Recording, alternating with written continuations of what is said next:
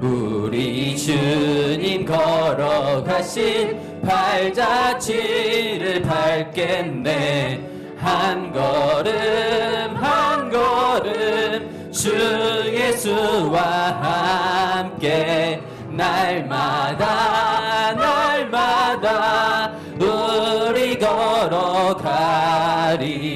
어린아이 같은 우리 미련하고 약하나 주의 손에 이끌리어 생명길로 가겠네.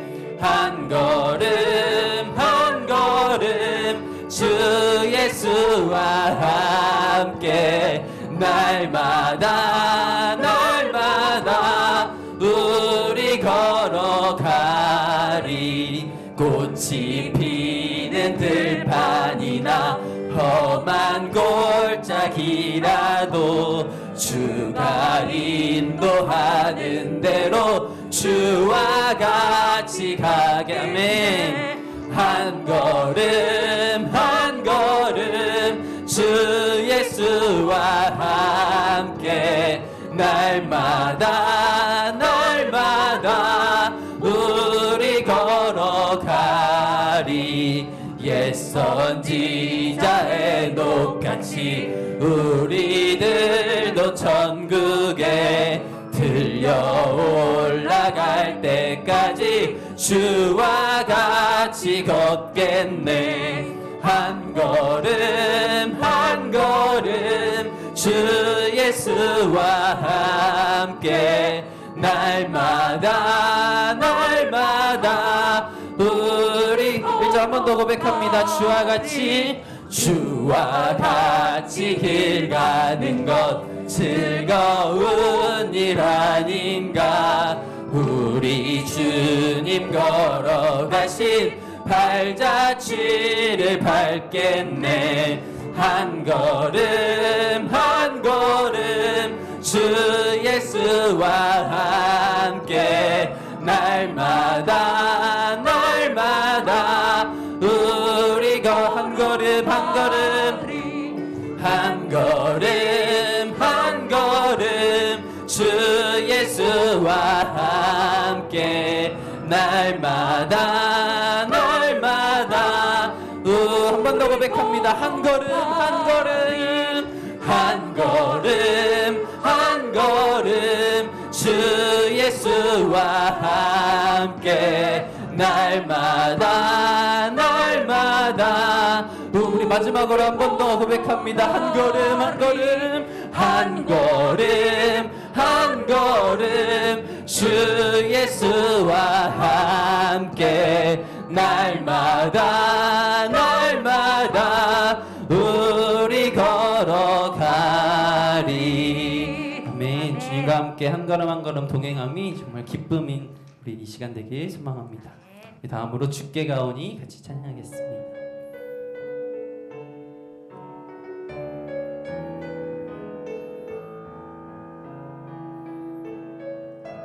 주께 가오니 날 새롭게 하시고 주의 은혜를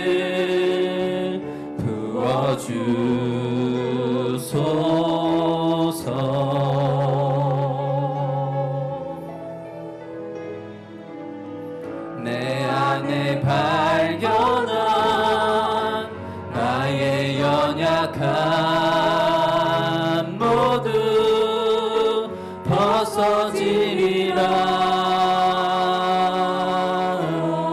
주의 사랑으로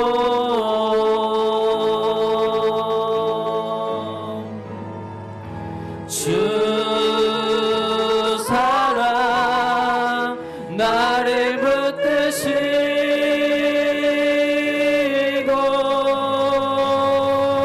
주 곁에 나 이끄소서.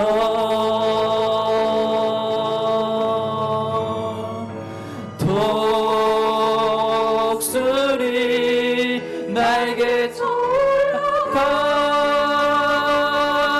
가듯 주님과 함께 일어나 걸으리 주의 사랑 안에.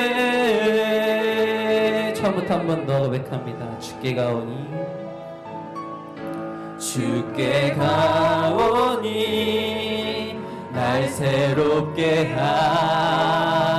하시고 주의 은혜를 부어주소서.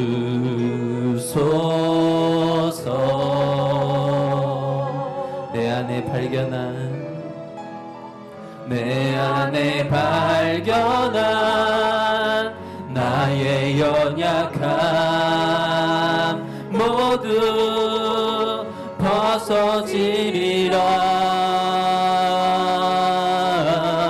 주의 사랑으로.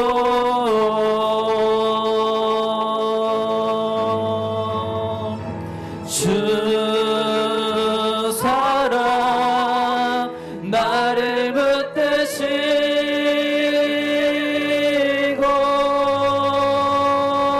주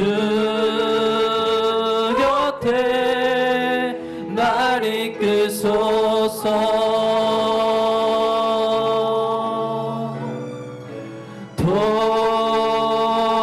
독수리 날개쳐 올라가듯 나 주님과 함께 일어나 걸으리 주의 사랑 안에. 주 사랑 날 붙드시고 주 사랑 나를 붙드시고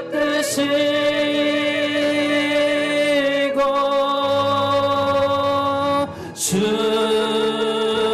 곁에 날 이끄소서. 독수리 날개쳐 올라가듯 독수리 날개쳐 올라가듯 나 주님과 함께 일어나 걸으리 주의 사랑 안에. 같이 예수 닮기를 고백합니다. 내 삶의 소망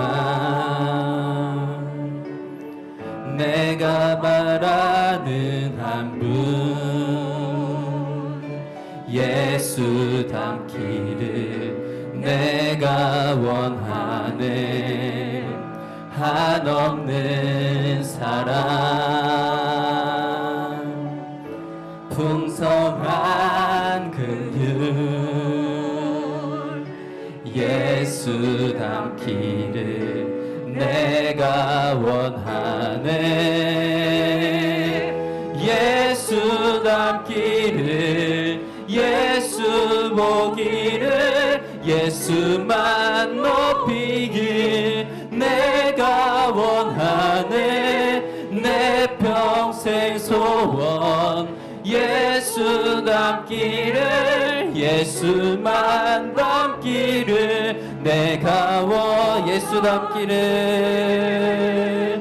예수 닮기를 예수 보기를 예수만 높이길 내가 원하네. 내 평생 소원 예수 닮기를 예수만 닮기를. 네, 한 번 더 고백합니다. 예수 닮기를 예수 닮기를 예수 보기를 예수만 높이길 내가 원하네. 내 평생 소원 예수 닮기를 예수만 닮기를 내가 원하네.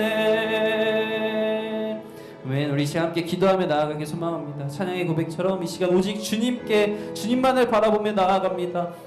우리의 삶의 소망 되시는 그 한 분 오직 주님만을 바라보며 나아갈 수 있는 우리가 되게 하여 주시옵소서. 말씀 듣게 하여 주시고 또한 말씀에 은혜를 더하여 주시고 아버지 주님 이 시간을 통하여서 우리의 삶이 주님을 닮아가는 삶으로 변화되기를 간절히 소망하나오니 주여 함께 하여 주시옵소서. 주실 은혜를 위하여 예배를 위하여 주여 한번 부르짖고 기도합니다. 주여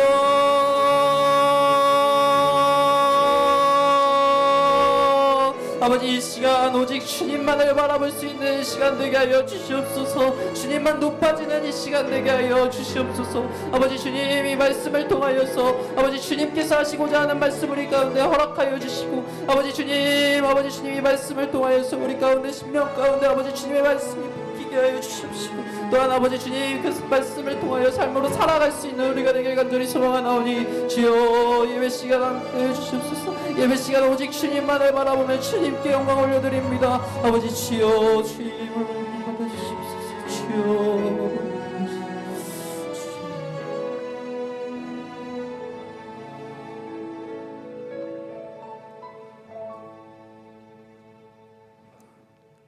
말씀으로 천지 만물을 지으신 우리 아버지 하나님, 오늘도 참 생명의 말씀의 길로 인도하여 주시며 특별히 이 시간 2023년 1월 말씀 사경의 3일째 날을 통해서 말씀의 은혜 받을 기회를 허락하여 주심에 진심으로 감사와 영광을 올려드립니다. 2년여의 긴 팬데믹 상황으로 우리들의 믿음은 움츠러들어 나약해졌고 연약한 믿음의 모습들을 그저 당연시 여겼었던 저희들이었음을 이 시간 고백하오니 주님 용서하여 주시옵소서. 그러나 이제 정부에서도 실내에서 마스크를 벗을 수 있는 그런 아버지의 희망의 시간이 조심스럽게 검토되고요. 있는 그러한 시점에 아버지는 우리가 이 상황을 감사할 수 있는 저희들이 될 수 있도록 인도하여 주시옵소서. 아버지 하나님, 우리들 이렇게 힘든 상황에서도 저희 홀로 두지 않으시고 말씀으로 먼저 저에게 다가오시고 나타나시어서 우리가 세상 살아갈 때에 앞에서 행하시며 우리의 갈 길을 말씀을 통해서 밝히 보여주심에 감사와 영광을 올려드립니다.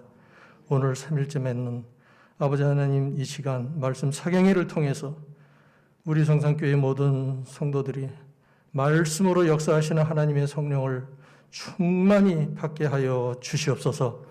야곱의 하나님을 나의 하나님으로 고백하는 저희들이 될 수 있도록 인도하여 주시옵소서. 그리하여 금년 한 해도 저희들에게 주시는 귀한 약속의 말씀을 붙잡고 하나님과 동행하며 오직 하나님께 영광 돌리는 참되고 복된 우리 성산 공동체가 되게 하여 주시옵소서. 오늘은 하나님께서 귀하게 세우신 강사 목사님, 미지의 시간 그러나 담대하게라고 하는 말씀을 가지시고 아버지 하나님 이 단위에 세워주셨사오니 우리 아버지 하나님 강한 팔로 강사 목사님 붙잡아 주시고 말씀을 전해주실 때에 강건케 하시어서 말씀 사경회가 끝나는 마지막 날까지 조금도 피곤치 않게 건강을 지켜주셨기를 간절히 빌고 원하옵나이다.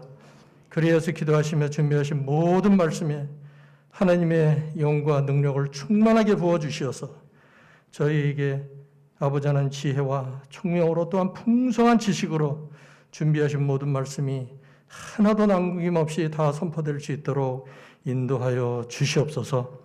섬기시는 평천세순교회도 하나님께서 늘 지켜주시고 함께하여 주시어서 교회가 필요로 하는 모든 것을 채워주시어서 날마다 성장하는 교회가 될 수 있도록 인도하여 주시옵소서. 이 시간에도 은혜 받기를 간절히 사모하고 마음의 갈급한 심령마다 우리들의 마음의 문을 활짝 열게 하여 주시어서 선포되는 말씀마다 아멘으로 받는 저희들이 될 수 있도록 인도하여 주시옵소서. 받은 말씀 우리들 마음의 중심에 깊이 새기게 하시고 그 말씀에 아버지 하나님 순종하여 살아갈 때에 하늘의 신령한 복과 풍성한 땅의 열매를 맺는 그러한 귀한 복을 함께 누리게 하여 주시옵소서. 또한 그렇게 받은 복을 이 지역사회와 또한 어려운 이웃들과 함께 나눔으로써 한 뼘 더 성장하는 저희 성산 공동체가 되게 하여 주시옵소서. 이 시간에 아버지 하나님, 저희들 분주한 하루 일과를 마치고 비록 피곤하고 공고한 시간에 있는 이 시간에 나왔습니다. 아버지 하나님, 그러할지라도 우리 주님의 말씀을 사모하여 나왔사오니 말씀이 선포되어지는 이 시간에도 강권적으로 주장하여 주셔서 아버지 우리들 생각에 잡념이나 졸음이나 은혜 받는 것을 방해하는 모든 악한 세력들을 물리쳐 주셔서 말씀의 은혜가 충만한 시간이 되게 하여 주시옵소서. 이 시간 아버지 하나님, 눈이 있어도 보지 못하고 귀가 있어도 듣지 못하는 자가 되지 않게 해주시고 말씀을 들어도 깨닫지 못하는 자가 되지 않도록 인도하여 주시옵소서. 거저왔다 거저가는 심령이 하나도 없게 하시고 혹시나 이 시간에 우리와 함께 영상으로라도 이 시간에 참여하는 모든 심령들에게도 동일한 말씀의 은혜를 베풀어 주시옵소서.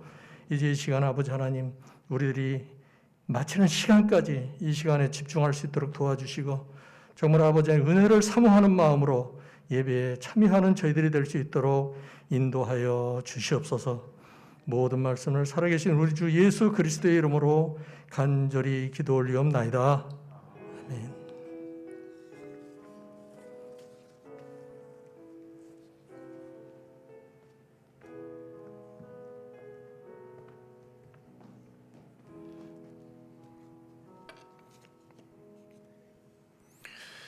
이 시간 우리에게 주시는 하나님의 말씀은 로마서 8장 28절입니다. 우리에게 주어진 본문 말씀과 제목이 좀 바뀌었습니다. 로마서 8장 28절 한 절만 보도록 합니다. 로마서 8장 28절, 제가 가진 신약 성경 250쪽입니다. 제가 봉독하겠습니다.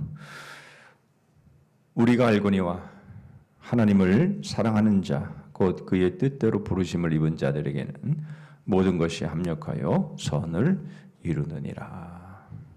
아멘. 예, 우리 득주하시죠.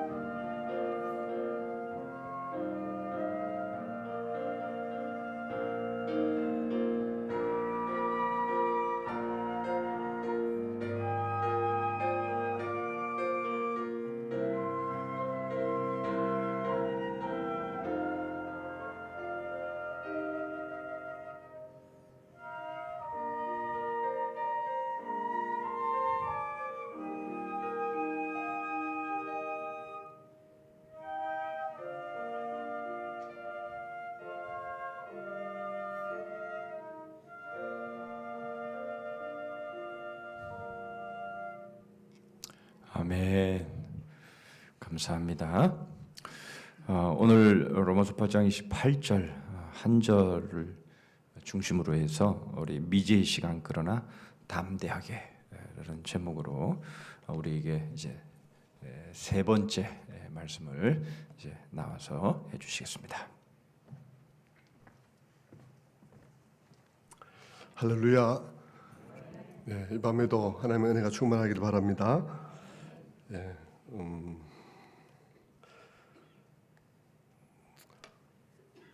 어제 우리가 시작할 때 풍랑을 만난 제자들 얘기를 했습니다. 그것을 좀 잘 기억했으면 좋겠어요. 저는 올해가 참 어렵다고 다들 말하고 있기 때문에 많은 풍랑이 있을 것으로 생각하고, 그래서 그 말씀과 오늘 이 말씀을 가지고 우리 교회 성도들을 권면을 했었고, 제가 미리 말씀을 드렸지만 새해 준비된 말씀으로 전해드리는 것도 좋겠다, 그 생각을 했습니다. 어저께 풍랑을 만난 제자들의 얘기를 하면서 우리가 신앙을 똑바로 이해된 신앙을 가지고 있지 않으면 풍랑 만나면 발을 헛디디기 쉽고, 그러면 전치 2년 내지 10년을 부상을 당할 수가 있다. 완전히 물에 빠져서 떠내려가는 사람도 있을 수 있다 하는 점에 대해서 우리가 잘 생각을 해야 된다는 것이죠. 그래서 잘못 생각하지 않으려면 그 풍랑을 당한 제자들의 얘기를 가지고 생각할 때 신자의 삶에도 풍랑은 있다. 풍랑이 있는 것을 이상하게 생각해서는 안 돼요. 성경에도 보면 너희들에게 시험이 있는 것을 이상하게 생각하지 마라 라고 분명히 말을 하고 있고요. 예수님도 너희가 선생보다 더 나은 대접을 받을 것이라고 생각하지 말라고 얘기를 하셨고, 그렇게 하고 있기 때문에 우리가 우리 스스로 예수 믿으면 아무 일이 없을 거야 이런 식의 생각을 하면 안 된다는 것입니다. 두 번째로는 말씀을 순종한다 하더라도 어려움은 있을 수 있다. 바울의 삶도 그랬고 제자들의 삶도 그렇고, 제자들이 다 순교했잖아요. 거의 대부분이 다. 삶도 그렇고 순종한다고 해서 평탄한 삶을 보장된다는 것은 아니다. 또 그 풍랑을 잔잔케 하신 그 예수님의 이야기를 가지고 우리가 결론을 예수님께 기도하면 풍랑을 잔잔케 해준다더라, 이런 결론을 내릴 말씀은 아니다. 여러분이 풍랑이 있을 때 기도는 하십시오. 기도하는 것을 나무라는 게 아닙니다. 그 말씀의 뜻이 풍랑을 잔잔케 해줄 것이니까 기도하라 이런 뜻은 아니라는 것입니다. 왜 믿음이 없냐? 그 말은 믿음을 갖고 풍랑을 의연하게 통과해 가라 이런 뜻이 되는 것이죠. 그러면 하나님께서 우리에게 약속한 것이 뭔가라고 한다면, 하나님께서 우리에게 약속하신 것은 우리와 함께 하겠다는 것이었습니다. 모세에게도 모세를 보내면서 내가 너와 함께 하리라. 모세가 죽고 난 다음에 여호수아에게도 내가 모세에게 함께한 같이 너와 함께 하리라. 제자들을 보내면서 말하기를 내가 너와 함께 하리라. 이스라엘 백성들을 바벨론으로 포로로 떠나 보내면서도 하나님께서 말씀하시기를 네가 물 가운데 지날 때 내가 너와 함께 할 것이다. 그래서 물이 너를 침몰하게 하지는 못할 것이다. 물이 홍수가 있다는 겁니까? 없다는 겁니까? 홍수는 있다는 것입니다. 침몰은 안 시키겠다 이런 뜻이죠. 불 가운데 지날 때 내가 너와 함께 할 것이다. 불이 있다는 것이죠. 그래서 그런 부분들을 우리가 잘 이해하고, 하나님께서는 우리로 풍랑 가운데서 의연하게 믿음으로 건너가기를 원하는데, 그 믿음이라는 것 자체가 우리에게서 막 우리가 용을 쓰면서 믿습니다 이렇게 해서 그 믿음이 아니고요. 믿습니다 하면서 그냥 넘어가지는 것이 아니고, 처음에 제가 말씀드린 것처럼 하나님에 관한 지식이, 하나님에 대한 경험이, 하나님에 대한 지식과 경험을 통한 나의 알미 내한테 쌓이면 그 쌓인 것이 나로 하여금 이기게 한다. 그 원리를 여러분의 마음속에 기억해야 합니다. 꼭 기억해야 되고요. 오늘 우리가 저녁에 살펴보는 말씀은 성경 가운데 가장 큰 위로가 된 말씀, 로마서 8장 28절이었죠. 이 말씀은 성도님들이 다 안 보고도 외울 수 있어야 되는 말씀 아니겠습니까? 우리 성산교회 교우님들은 다 외고 계시겠죠? 한번 외워볼까요? 우리가 알거니와 하나님을 사랑하는 자. 시작. 우리가 알거니와 하나님을 사랑하는 자 곧 그 뜻대로 부르심을 입은 자들에게는 모든 것이 합력하여 선을 이루느니라. 아멘. 마스크를 하고 있어서 왼분과 외지 않은 분이 구분이 안 가긴 하지만 소리로 봐서는 대부분이 다 외고 있다고 제가 생각이 들어요. 꼭 이것을 외워야 됩니다. 외울 뿐 아니라 이것이 마음에 담겨 있어야 됩니다. 왜냐하면 기독교 역사상 모든 시련을 이겼던 성도들은 다 이 말씀을 붙잡고 싸웠다고 해도 과언이 아닙니다. 그래서 어떤 분은 그렇게 말했습니다. 모든 시대의 성도들의 승리의 간증은 바로 이 말씀의 토대 위에서 형성되었고, 그러므로 그런 점에서 이 말씀은 모든 성도들이 나서 그 안에서 뛰놀며 성장했던 고향과 같은 말씀이고 죽을 때 우리의 묘비에 새겨야 될 말씀이다. 다시 말하면 살아가는 날 동안에 우리가 이 말씀 위에서 살아가야 되고 죽어도 하나님께서 모든 것을 합력하여 선을 이루었다고 고백이 나의 묘비에 들어가야 된다. 이런 뜻이 되겠습니다. 그러면서 그분은 말하기를 물에 빠진 사람이 결사적으로 뗏목에 매달리듯이 성도는 로마서 8장 28절에 결사적으로 매달려야 된다 라고 그렇게 말을 했습니다. 저는 여러분들이 금년 한 해 파도가 높다 하더라도 이 강력한 위로의 말씀에 의지해서 이 말씀을 붙잡고 싸울 수 있는 한 해가 되기를 바랍니다. 네. 이런 엄청난 위로의 말씀을 선언하면서 사도 바울은 이 위로의 말씀의 선언을 어떻게 시작하냐 그러면 우리가 알거니와 라는 말로 시작을 합니다. 우리가 알거니와. 여러분은 사도 바울이 말하는 우리가 알거니와 라고 말하는 이 말에서 무엇을 느낍니까? 바울이 말하는 이 선언 우리가 알거니와 하는 이 말은 그가 이어서 하는 그 선언이 바울 자신만의 신념이나 바울 자신만의 신앙 고백이 아니라는 말을 의미하고 있어요. 우리가 알거니와라고 말하고 있으니까요. 우리가 알거니와라고 말하고 있는 것으로 보아서 사도 바울은 그가 지금 말하고 있는 위대한 선언이 바울 당시의 그리스도인이라면 일반적으로 이해하고 있고 받아들이고 있는 사실이라는 사실을 의미하고 있는 것이죠. 그들에게 공통적으로 익숙한 개념이지 낯선 개념이라면 이렇게 말할 수가 없어요. 설명이 막 붙어야 되는 것입니다. 그런데 사도 바울은 설명이 없이 이 말을 하고 있다는 것입니다. 더더군다나 여러분 이 로마서는 로마로 보내는 편지입니다. 로마로 보내면서도 우리가 알거니와라고 말했다는 것은 아직 만나본 적도 없었을 로마의 성도들도 그와 같이 믿고 있다고 사도 바울은 확실하게 생각하고 있다는 것입니다. 그렇다면 여러분, 바울과 같은 시대에 살고 있던 기독교인들은 아무런 설명 없이도 다 알고 있다고 이렇게 이 말을 해도 괜찮은가요? 바로 이 말, 우리가 알거니와 하나님의 사랑하는 자, 그 뜻대로 부르심을 입은 자들에게는 모든 것이 합력하여 선을 이룬다. 이 말이 모든 사람들에게 다 받아들이고 있다는 말일까? 그리스도인들에게는 인생에 일어나는 모든 일들, 좋은 일들뿐만 아니라 나쁜 일들도 다 하나님의 손에서 신비하게 사용되어져서 선을 이룬다 하는 것이죠. 여기서 선은 무엇이겠습니까? 여기서 선은 당장 내가 생각하기에 좋은 것, 당장 내 생각에 내 이익에 부합하는 것을 의미하는 게 아닙니다. 우리는 기독교인들이지만 많은 경우 내게 유익한 것을 선으로 생각하는 경향이 있습니다. 거래처에 돈을 빌려줬는데 돈을 안 갚아요. 그래서 돈을 안 갚아서 돈을 달라 하다가 도저히 안 갚아서 그 사람이 난 돈이 없고 집이 있는데 집값이 돈 빌려준 돈의 70%밖에 안 되는데 이거라도 받으시오. 그래서 그 70% 되는 집을 받았는데 할 수 없이 받았는데 2년 만에 아파트 값이 3배가 됐다. 하나님께서 합력하여 선을 이루었다. 이런 얘기 하지 마시라고요. 누군가는 집값 올라가고 미칠 지경이란데 그런 얘기를 선이라고 얘기하지 마시라고요.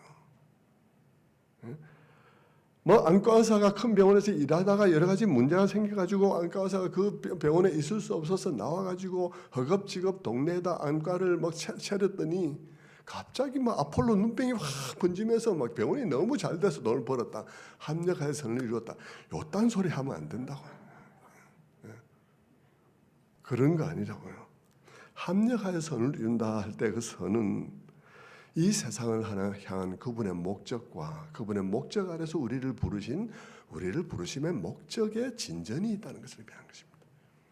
그 우리를 부르신 목적의 진전을 이루는 일들이 이 모든 일들을 사용해서 하나님께서 어떻게든 우리로 하여금 앞으로 나아가도록 만들어 가신다 하는 뜻입니다.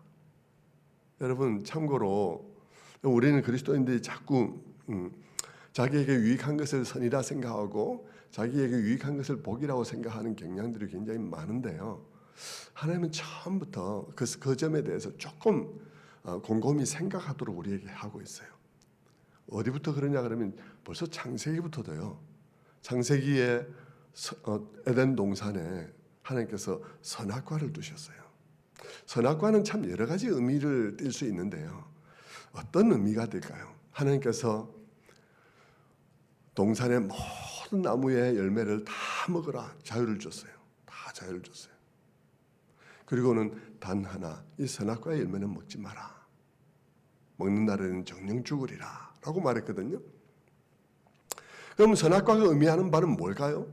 선악과가 의미하는 바는 여러 가지죠. 네 위에 하나님이 있다. 너는 피조물이다. 그런 것이 또 당연히 포함되고요. 그리고 자, 너는 모든 과일을 다 먹을 수 있어. 그러나 너의 자유는 주어진 자유야. 너의 자유는 완전하게 절대적 자유가 아니야. 절대적 자유는 하나님만 절대적 자유야. 그런 의미에서 넌 이거 하나는 먹지 말고 너는 그것을 못 먹을 때 내가 피조물이라는 것을 기억해. 너에게 그 자유는 주어진 자유이지 절대적 자유인 것은 아니야. 절대적 자유자는 하나님뿐이야. 그걸 기억해 라는 말일 수도 있는 것이죠. 그리고 선악과는 또 그런 면에서 무엇과 같으냐 그러면요, 선악과는 네가 마음대로 먹어도 좋은데 내가 마음대로 누려도 좋아. 넌 자유야. 그런데 한 가지 기억해. 너의 시각과 다른 시각이 존재하고 있다는 거야. 넌 하나님의 시각이야. 그러니까 너는 무엇이 선이라든지 무엇이 좋은 거라든지 말할 때 네 눈에 좋은 것, 네 눈에 보기에 좋은 것, 네 입맛에 좋은 것을 선이라고 하면 안 돼. 선은 너 밖에 있어. 자, 생각해봐. 너는 피조물이니까 누구나가 다 자기가 낳거나 만들거나 관계 있는 것들은 사랑하고 애착을 가지기 마련이야. 그러니까 너는 네 자식하고 네 친척하고 네 작품하고 네 소유하고의 애착을 가질 거라고. 그런데 네하고 다른 시각이 존재해. 그건 하나님의 시각이야. 하나님은 만물을 지으신 분이야. 모든 사람을 지었어. 그러니까 하나님은 모든 사람을 두루 사랑하는 시각을 가지고 있어. 너는 네 입맛에 보암직하고 먹음직하고 그렇다 해서 그것을 선이다라고 판단하지 말고 하나님의 시각이 존재한다는 사실을 생각하고 네 자신의 그것을 선악의 기준으로 삼지만 네 기분을 이라고 처음부터 얘기한 거예요. 그러니까 여러분이 이 세상 살아가면서 뭐 합력하여 선을 이룬다 그렇게 할 때 그 선이 여러분이 당장 이익되고 당장 여러분에게 무슨 유리하고 하는 이런 거일 수 없다는 사실에 대해서 기억하셔야 돼요. 잘 알고 잘 기억하는 것이 여러분 믿음의 부상을 안 당할 수 있어요. 발목 삘 수 있습니다. 걸어가다가 발목을 삘 수 있으니까 여러분 잘 아셔야 돼요. 그렇다면 여러분 바울은 모든 것이 합력하여 선을 이룬다는 것을 어떻게 알았을까? 어떻게 알았을까요? 사도 바울은. 그리고 사도 바울 당대에 그의 주변에 있던 그리스도인들을 어떻게 알았기에 사도 바울은 우리가 알거니와라고 말할 수 있었을까? 더더군다나 로마에 있는 사람들은 어떻게 알았을까? 로마에 있는 사람들, 팔레스타인에 있는 사람들, 그 모든 사람들은 어떻게 이와 같은 고백을 가지고 있을까 하는 것이죠. 말할 것도 없이 성경 때문이에요. 이때 성경은 구약 성경이에요. 우리가 구약 성경을 깊이 생각해야 되는 이유가 그런 데 있는 것이죠. 로마서의 진리조차도 구약을 깊이 우러는 데서 나왔다는 것입니다. 여러분, 때때로 사람들 가운데 구약을 우습게 아는 사람들이 있습니다. 신약만 있으면 되지, 요새는 신약만 있으면 되지. 아닙니다, 여러분. 신약만 알면요, 일단 첫 뭐가 문제냐 그러면 신약만 알면 예수님이 메시아인지를 확증할 수가 없어요. 예수님은 구약의 모든 예언의 성취로서 오신 분이어서 메시아입니다. 그런데 구약을 무시하면 예수님이 메시아라는 사실을 논증을 할 수가 없어요. 암기 과목이에요, 그거는. 그리고 신약의 모든 진리들의 뿌리가 없어요.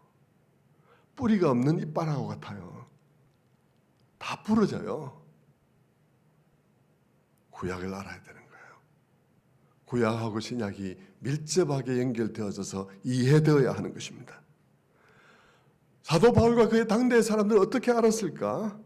말할 것도 없이 구약 성경으로부터 그들은 그런 결론을 내리게 되었고요. 그들은 모두 구약 성경을 공유하고 있었기 때문에, 같이 배우고 있었기 때문에 동일한 결론에 이를 수밖에 없었죠. 여러분 상상이 갑니까? 그 당시에 막 핍박받던 그리스도인들이 어디선가 서로 모르는 사람이 만났습니다. 만났는데 얘기하다가 서로 기독교인인 걸 알았어요. 서로 자기 지역에 있는 고난에 대해서 얘기를 하던 중에 한 사람이 말합니다. 하나님은 모든 것을 합력해서 선을 이룰 수 있어요. 우리는 그렇게 믿습니다. 라고 말할 때 그 말을 듣는 사람이 아멘, 아멘 이라고 말하는 것을 여러분 상상을 해보십시오. 만난 적도 없는데 성경으로 형성되어진 사람, 여러분 성경에 의해서 자의식이 형성된 사람이 그리스도인들입니다. 여러분 자의식은 어디에서 형성됐나요? 지금도 여러분의 엄마 아빠가 여러분의 했던 말들로 인해서 여러분의 자의식이 형성되어서 힘들어하고 있습니까? 아니면 여러분의 친구 학창 시절 선생님들 이런 분들이 한 말들이 여러분에게 자의식을 형성해서 지금도 힘들어하고 있습니까? 여러분 주 안에서 말씀으로 치유받고 말씀 속에서 내가 누구인지가 새롭게 형성돼야 돼요. 그래야 우리가 자유로워지는 거예요. 어저께 우리가 첫날에 간증 들을 때도 그 간증이 말씀하고 연결되어서 자녀라는 것에 대해서 여러분 자녀의 특권, 자녀가 어떻게 될 수 되는 과정이 어떻던가 하는 것을 우리가 함께 나누어 보았죠. 그런 이야기들 통해서 제가 말씀드렸잖아요.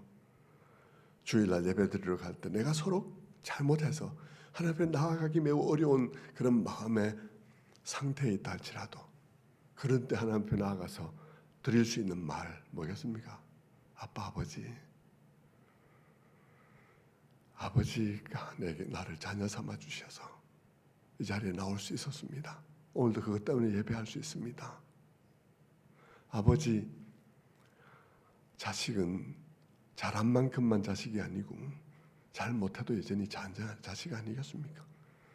내가 지난주에 참 잘못했지만 그래도 이 자리에 나와서 예배할 수 있는 것은 아버지가 나를 자녀라고 불러주셨기 때문입니다. 말할 수 있잖아요. 자의식이 그렇게 변화될 수 있잖아요. 여러분의 잘남으로 이 자리에 나오려 그러면 힘들죠.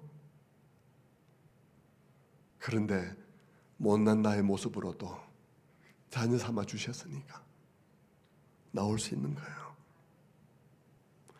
우리는 성경에서 형성된 사람들입니다. 여러분 해외 나가서 여러분 기독교인들하고 탁 길거리에서 마주친다. 성지순례 가서 마주친다. 아니면 해외 나가서 뭐 저처럼 또 해외 주재원 생활하다가 교민교회에서 저는 이제 교민교회 거기가 핍박받는 지역이었기 때문에 한 건물에 여러 나라 사람들이 같이 2시간 단위로 쪼개어서 예배를 드렸습니다. 그러다가 성탄절 되면 모든 그 회중들이 나라의 회중들이 다 한꺼번에 예배를 드리면서 찬 성가대를 구성해서 할렐루야를 부릅니다. 너무 감격적이에요. 예? 이 피부빛깔 다르고 이 모든 게 다른 사람들이 한 고백으로 할렐루야 부르는 게 계시록이 벌써 이루어진 것 같은 느낌이 든다는 거예요. 영광스러운 것이죠. 아, 복음은 이렇게 영광스럽구나. 이 세상의 모든 것들은 우리를 쪼개놓고 갈라놓고 조그마한 차이로도 서로 원수시게 만드는데, 복음은 이 근본적인 차이가 있는 사람들을 다 모아서 할렐루야를 부르면서 감격해하고 눈물 흘리게 하는 놀라운 것이구나 하는 것을 경험할 수가 있어요.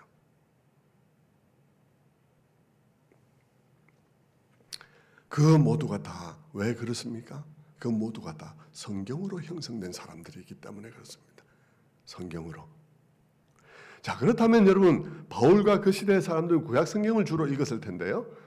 성경이라고는 구약 성경을 주로 읽었을 거라고요. 그렇다면 그들이 구약에서 발견한 스토리는 무엇이겠습니까? 구약에서 발견한 스토리는 아브라함을 부르신 하나님, 이삭을 부르신 하나님, 야곱을 부르신 하나님에 관한 이야기일 것입니다. 이스라엘 민족에 관한 이야기이죠. 그것을 쭉 여러분 지금도 여러분이 구약을 통독도 많이 하고 했을 거예요. 구약을 쭉 읽었던 것을 요약 압축하면 무엇이 된다고 생각하세요? 그 구약의 스토리들을, 그 역사를 압축해 가면 무엇이 드러납니까? 거기에는 하나님이 나타나는데, 점점 하나님이 또렷하게 나타나는데요. 그 하나님은 목적을 가지신 하나님이신 것이 드러나는 것이죠. 그 목적을 가졌을 뿐 아니라 목적을 가지고 사람을 부르시는 하나님을 만날 수 있습니다. 각 사람들에게 그들이 부름받고 그 생애 가운데 달성하고 진전시켜야 할 어떤 목적이 있고 그 각각이 만들어가야 할 스토리가 있는 것을 알게 됩니다. 그런데 그럼과 동시에 그 부름받은 사람들을 쭉 보면 아브라함, 이삭, 야곱의 12아들들 쭉 읽어나가면 정말 놀랍게도 그들 중에 누구도 하나님의 거룩한 목적을 이루기 위해서 부름받은 자에 합당한 사람이 아무도 없다는 것입니다. 그들은 그 거룩한 목적을 이루기에는 너무 부적합한 사람들이라는 것이죠. 실수가 많고 흠투성이었습니다. 하는 일들마다 다 하나님의 목적을 이루기보다는 하나님의 목적에 대해서 깽판을 치는 그런 일들만 다 저지르고 있죠. 예를 들면 아브라함과 이삭 같은 경우에는 자기 부인 아브라함에게는 사라에게서 나는 자가 네 자식이라고 말하는데 사라를 남의 남자한테 넘겨준다든지, 그것을 보고 아들도 또 그렇게 따라 한다든지, 야곱은 형제에 대해서 사기를 치고 아버지를 속여서 형에게 주려고 준비한 기도를 빼앗아 간다든지, 그리고는 야곱은 죽은 아내에 대한 집착 때문에 자식을 온통 편애해가지고 자식들의 마음에 상처를 준다든지. 여러분, 구약의 스토리를 보면요, 이게 제대로 된 사람들이 아니고 위의 상처를 아랫때에서는 아버지의 상처와 나의 죄를 합쳐갖고 그 다음 때는 그 위에 것도 합쳐가지고 그 다음 때에 이렇게 죽어 있는 걸 볼 수 있습니다. 여러분, 야곱 때에 가면 이거 말도 아니죠. 이게 말도 아니고, 야곱의 아들들에 가면 이건 완전 깽판이지. 그렇지 않습니까? 자식들이 그 아버지의 편애로 인해서 마음들이 다 망가져가지고, 그래가지고 그 편애를 받는 그 요셉을 미워하고 요셉을 죽이려고 마음먹고, 그래가지고 죽이려다가 지나가는 애굽으로 가는 상인이 있는 바람에 그 넘겨줘가지고 간신히 살아서 팔려가는 그런 상황이 벌어지잖아요. 여러분, 요셉이 애굽에 팔려가는 얘기가 창세기 36장에 있고요. 그리고 그 38장부터 또 요셉이 애굽에서 또 보디발의 집에서 지내는 얘기가 계속되어지는데, 그 사이에 37장이 끼어 있다고요. 37장이 무엇 때문에 끼어 있는지 모를 얘기가 끼어 있어요. 무슨 얘기가 그 37장에 있는지 아십니까? 팔아먹은 것과 애굽에서의 요셉의 얘기가 등장하기 전에 그 사이에 끼어 있는 얘기는요, 야곱의 12아들들이 헤어지는 모습이 있습니다. 거기에 유다가 저거 아버지 집에 있기 싫어가지고 저 가나안으로 들어가서 살아가고 거기서 유다의 아들들이 결혼했는데 그 아들이 죽음으로 말미암아서 그 다음에 아들이 그 또 형수하고 결혼했는데 또 죽고 그래가지고 그 다음에는 아들은 참아 주기 싫어가지고 막 이렇게 빼돌리고 이러다가 결국 유다가 며느리하고 성매매하는 얘기가 37장에 있다고요. 그게 왜 거기 있어야 되는지 이런 이야기 실려에 있어야 되나 하는 생각이 들 정도죠. 그게 무슨 얘기겠습니까? 야곱, 아브라함으로부터 시작해서 이삭, 야곱 뭐 점점 더 망가져요. 야곱의 아들들이 가면 엉망진창이죠. 그리고 이제 팔아먹었어요, 요셉을. 그 사이에 한편 애굽에서는 저런 상황이 벌어지고 있는데 한편 이 가나안에서는 야곱의 아들들이 어떤 삶을 살아가고 있는가를 보여주고 있는 것입니다. 완전 개판이죠. 이거는 언제 없어져도 언제 흩어져도 이상하지 않은 아버지의 편애로 해서 자식들의 마음이 다 뿔뿔이 깨어져 있고 그래서 이게 언제 깨어지고 하나님의 그 목적이 언제 중단돼도 아무 이상할 것이 없는 그런 상황이 37장에 다 기록되어 있습니다. 여러분, 그런 구약의 역사를 쭉 읽었던 사람들은 무엇을 발견하게 될까요? 놀랍게도 그런 쓰레기통에서도 일하시는 분이 계시더라는 것입니다. 놀랍게도 그런 쓰레기통에서도 일하시는 분이 있더라는 거죠. 그 온통 무질서함과 혼돈스럽고 비열함과 죄악뿐인 그 쓰레기 같은 곳에서 일하시는 분이 계신데 그분이 누구냐 그러면 창조주더라는 것입니다. 그 쓰레기통에서 일하시는 분이 계신데 그분이 창조주더라는 거예요. 언제 끝나도 하나도 이상할 것이 없는 아브라함과 이삭과 야곱의 이야기가 계속되는 거예요. 그래서 끝나도 이상할 것 없는데 계속되는 거예요. 계속될 뿐만 아니라 그들의 도덕적 실패와 범죄가 도리어 하나님의 일들을 목적을 진전시키고 있다는 것을 보게 되는 것입니다. 하나님께서는 그들의 모든 실패에도 불구하고 아무런 지장을 받지 않고 차근차근히 진행시키더라 하는 것을 보는 것입니다. 그 이야기는 사실 요셉 이야기에서 굉장히 뚜렷하게 나타나죠. 성경 속에 요셉은 별로 큰 약점은 보이지 않는데 뭐 자랑 많이 하고 아버지한테 일러주고 하는 이런 것 외에는 그렇게 큰 그런 잘못은 보이지 않는 사람인데 형들의 편에 형들에 의해서 인신매매 당하잖아요. 17살에 인신매매를 당해서 애굽의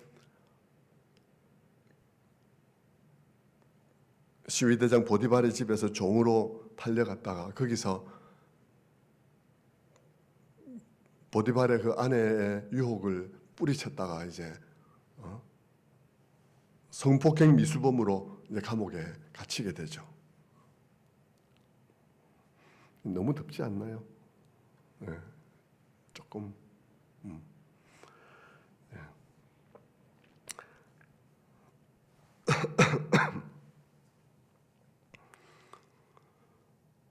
그런데 그 감옥에 gat혀서 2년을 썼게 되는데 거기서 하나님의 섭리로 바로의 꿈을 해석하게 되어지고 그리고 일약 애굽의 총리가 되죠. 그 때마침 광활한 지역에 불어닥친 그 가뭄으로 인해서 야곱의 아들들이 이제 요셉의 형들이 애굽에 곡식을 사러 오게 되죠. 와서 애굽의 제2인자가 자기들이 팔아먹은 그 요셉이라는 사실을 알게 됐을 때 그들은 이제 죽었구나 싶었을 것입니다. 이제 죽었구나 싶겠죠. 하지만 야곱은 그 형들을 만났을 때 구약의 로마서 8장 28절에 해당되는 신약의 8장 28절의 구약판인 창세기 50장 20절의 말씀을 합니다. 창세기 50장 20절의 말씀은 당신들은 나를 헤아려 하였으나 하나님은 그것을 선으로 바꾸사 오늘과 같이 많은 백성의 생명을 구원하려 하시려 하셨나니 라고 하는 말씀을 하죠. 당신들은 나를 헤아려 하였으나 이 한마디 말에는 모든 게 다 들어있습니다. 짧게 한마디만 말을 했지만 거기에는 요셉이 구덩이에 던져져서 형들이 죽이자고 그 의논하는 소리 들었던 것도 그게 다 포함되고요. 형들이 죽이려고 했는데 마침내 아라비아로 가는 상인이 지나는 바람에 인신 매매 팔아먹자 해서 팔아먹은 것도 누가 말했는지 다 기억나는 거죠. 이게 다. 그 형들이 안면 몰수한 얼굴도 기억나고요. 형들이 옷을 벗겼던 일도 생각나고 아버지한테 그 옷 벗겨서 들고 가려고 그 옷 벗겼던 일도 생각나고요. 아무 잘못 없이 애굽에서 옥에 갇혔던 일, 형들 때문에 다 일어난 일들이잖아요. 그런데 그 모든 어려운 시간을 다 통과한 후 그가 발견한 진실이 뭐겠습니까? 형들이 한 일이 악한 일이긴 하지만 그 일이 가장 중요한 일은 아니었다는 사실을 알게 되는 것입니다. 모든 사건의 가장 핵심되는 요소는 형들이 나를 인신매매했다가 아니라 그보다 더 큰 스토리가 있더라는 것입니다.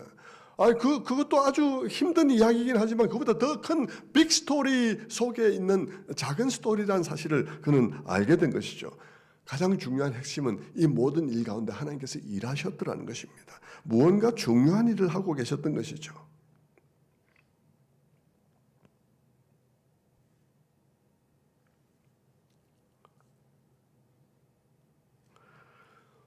그래서 많은 사람들의 생명을 살리기 위해서 이 일이 일어났다는 사실을 그는 알게 된 것이죠. 자기가 총리가 됐다는 그것이 잘 됐다 이 말보다도 총리가 돼서 하는 일이 더 중요한 거죠. 총리가 돼서 자기가 꿈을 해석함으로 인해서 7년 동안 흉년이 왔을 때 수많은 사람들이 굶어 죽을 수밖에 없는 그 일대 많은 사람들을 살리는 일과 더불어서 자기 형들도 살리는 일을 자기가 하게 되었다는 사실을 깨닫고 난 다음에 가만히 돌아보니까 이게 보통 손길이 아니란 사실을 깨닫게 된 것이죠. 가만히 돌아보면 여러분 이게 나쁜 일 같이 보이지만 그게 하나님께서 돌아보면 알 수 있는 게 있단 말입니다.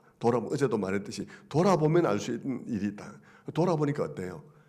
요셉이 돌아보니까 그때 구덩이에 빠져서 형들이 나를 죽이려 할 때 그때 마침 아라비아로 가는 상인이 나타났던 것도 정말 신기한 일이네. 그리고 보디발의 집에서 있을 때 그때 그 부인이 유혹하는 것을 뿌리치고 막 겉옷을 벗고 도망갔을 때 완전 누명 써서 완전히 덮었었는데 죽지 않은 것도 진짜 신기한 일이네. 그리고 안 죽었을 뿐만 아니라 내가 갇힌 곳이 왕의 신하들이 갇히는 감옥이라고 성경에 써 있어요. 왕의 신하들이 갇히는 감옥. 내가 지금 노예가 왕의 신하에 갇히는 감옥에 갇힌 것도 너무 신기하네. 그거 참 신기하네. 그리고 그때 그 두 명이 와서 꿈을 꿨다는 것도 나중에 꿈을 해석한 거하고 연결시키면 그때 그 사람들이 꿈을 꿨다는 것도 진짜 신기하고 그때 내가 그들이 꿈 얘기할 때 나한테 꿈 얘기할 때 내가 화를 벌컥 내면서 꿈 얘기 나한테 하지도 마소. 나 꿈 때문에 신세 조진 사람이요. 이러면서 말할 수도 있는데 그때 그들에 대해서 긍휼히 여기는 마음을 가지고 내가 나한테 한번 얘기해 보소. 이러면서 얘기를 한 것도 너무 신기한 일이고요. 그들이 나가고 그건 당장 나를 기억했으면 내가 완전 기회가 그냥 낭비돼서 버렸을 건데 왕이 꿈꿀 때까지 그 사람들이 잊어버리고 있었다는 것도 정말 신기한 일이다. 진짜. 그냥 잊어버렸으면 고의로 잊어버렸을 거예요. 왜냐하면 그 사람들이 고관들이 나가서 노예하고 경비대장의 부인하고의 관련된 일에 끼어들 이유가 없죠. 그 사람들은 괜히 끼어들 이유가 없으니까 그냥 찰필하다 잊어버린 건데 어쨌든 그때 그렇게 해서 잊어버린 것도 잘 됐고 그래갖고 이때 나타난 것도 잘 됐고 가만히 생각해 보니까 이게 자기로서는 올 수 없는 자리인데 수많은 우연이 겹쳐서 온 거잖아요. 어제 제가 간증하면서 우리 누나 잃어버린 얘기 일단 찾은 얘기 했잖아요. 그때 그 사람이 그 부두에 남아있고 그때 타고 잊어버리고 그때 또 그 청년이 있고 하필이면 그 사람에게만 말한 이 모든 것들이 우연이라고 말할 수 있겠습니까? 요셉은 더하단 말입니다. 더하게. 그렇다면 여러분 사람이 나의 삶 속에 하나님의 일하심이 뚜렷하게 느껴졌을 때 사람이 어떻게 되겠습니까? 분노를 내려놓게 됩니다. 하나님이 일하고 있는데 내가 무슨 분노를 하겠냐고. 그렇게 되는 거죠.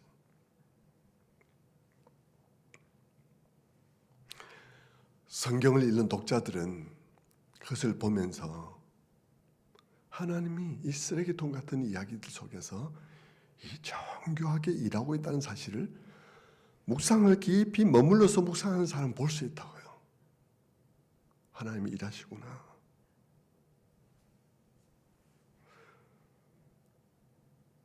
그리고는 그 일이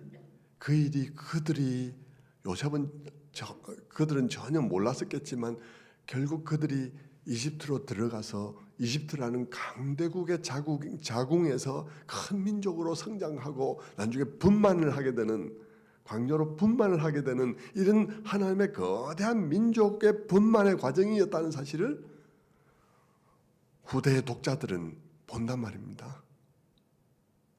볼 거 아니겠습니까?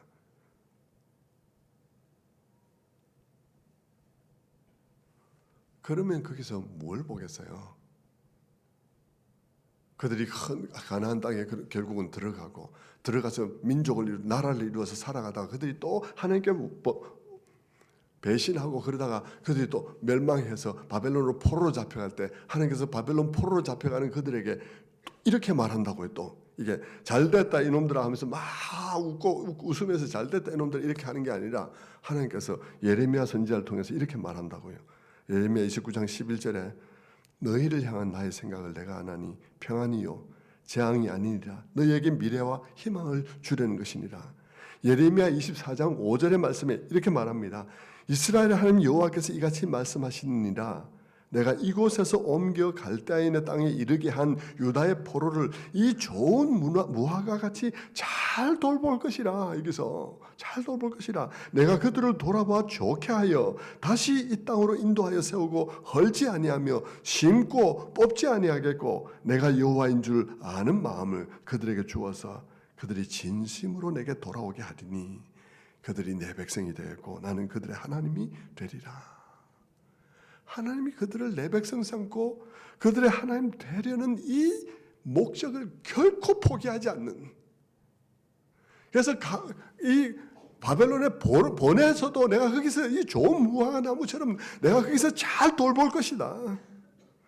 그리고 다시 가져와서 이게 심겠다. 그리고는 다시 뽑지 않을 것이다. 라고 하나님께서 말씀하시는 모습을 그들이 다 구약에서 봤을 거라고. 구약을 읽으라는 거죠. 구약을 보면 그게 다 보인다는 것입니다. 하나님께서 어떻게 자기가 부르신 자들에 대해서 어떻게 하고 있는지 이걸 볼 수 있다는 것입니다. 이 모든 것을 다 읽고 난 다음에 묵상을 한 다음에 생각을 모으면 어떻게 됐습니까? 거기서 모두가 다 동일한 정체성을 형성하게 된다고요. 내가 누구인지, 내가 하나님 앞에서 어떤 존재인지를. 그런 구약의 기록 속에서 그들이 발견하고 압축하는 진리는 무엇이겠습니까? 하나님은 엄청 선하다는 것입니다. 너무너무 선하지 않습니까? 너무너무 선하다는 것입니다. 그리고 하나님께서는 선한 목적을 가지고 계시다는 것입니다. 그리고 그 선한 목적을 위해서 사람을 부르셨다는 것입니다. 그리고는 그렇게 부른 사람들을 부르신 그 부르심에는 후회가 없더라는 것입니다. 결코 후회가 없더라는 것이죠. 그들이 아무리 미흡하고 아무리 그들이 연약하고 도덕적으로 실패한다 할지라도 하나님께서 그들을 부르신 일을 후회하는 일이 없고 계속 오히려 그들의 실패를 가지고 일하시더라는 것입니다. 그것이 그들이 구약에서 발견할 수밖에 없는 진리라는 것이죠. 그래서 사도 바울이 하는 말이 우리가 알거니와 라고 말하는 것입니다. 우리가 알거니와. 우리가 알거니와.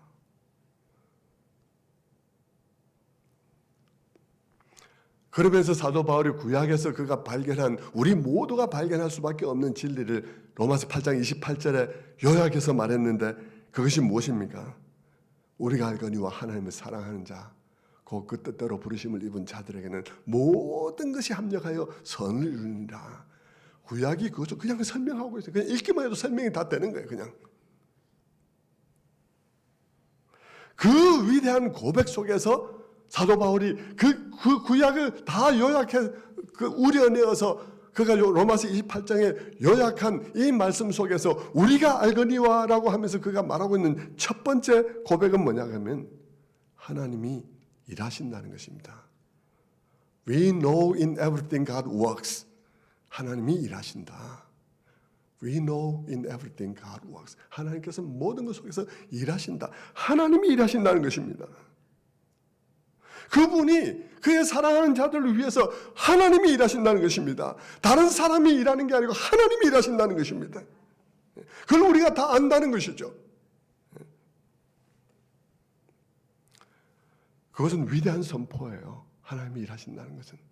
여러분 누군가가 우리 목사님께 와서 목사님 힘드시죠? 목사님 저희가 목사님 위해서 열심히 일하고 있습니다. 열심히 마음을 쓰고 있습니다.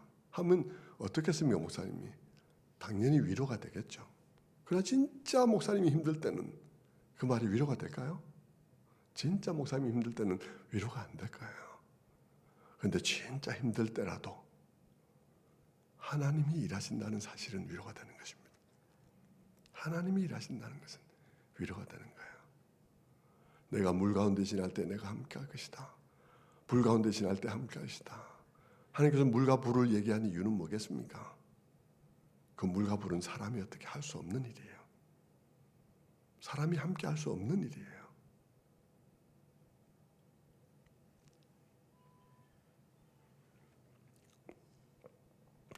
우리를 위해서 일하시는 분이 하나님이시라면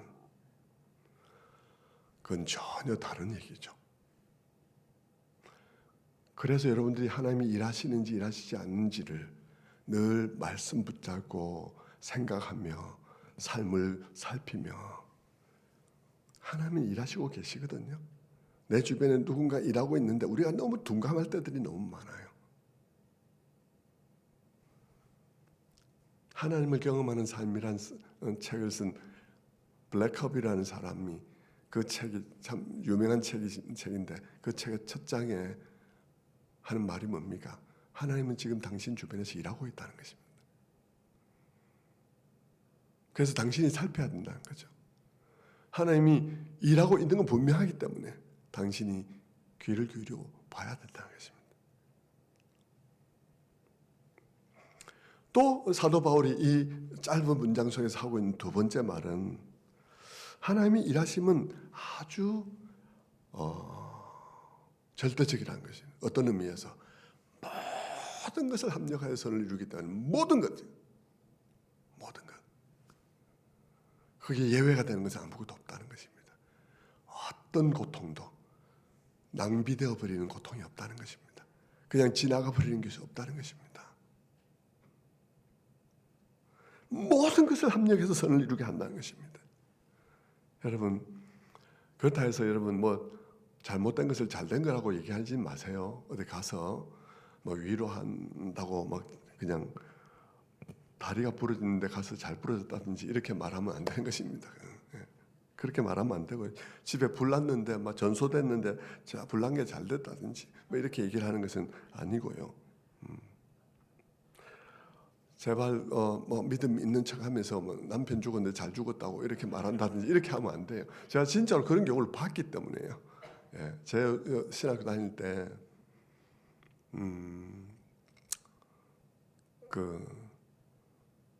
우리 과에 있던 한 분이 전도사님이 젊은데 갑자기 돌아가셨어요. 근데 장례식에 딱 갔는데 사모님이 버스에 딱 타더니 저는 기쁩니다. 딱 이렇게 얘기를 하는데 뭐 신앙 고백인 줄 알겠는데 우리 그렇게까지 할 필요 없다고 생각해요. 울 때는 울어야 돼요. 울 때는 우는 거 다 잘못된 거 아니에요. 그런데 여러분 소망이 없는 자처럼 울지 말라는 것이지 울으라고요. 울 때는 우는 게 맞는 것입니다. 슬픈 일이고요. 안 일어나야 될 일인 건 맞죠. 슬픈 일은 맞습니다. 잘못된 일 맞습니다. 지금 얘기하고 있는 것은 그것이 잘못된 일이고 슬픈 일이고 나쁜 일이고 악한 일이라 할지라도 하나님께서 그걸 가지고 선을 이룰 수 있다는 이야기를 하고 있는 것이죠. 그 일 잘했다 이 말하고 있는 건 전혀 다른 얘기죠.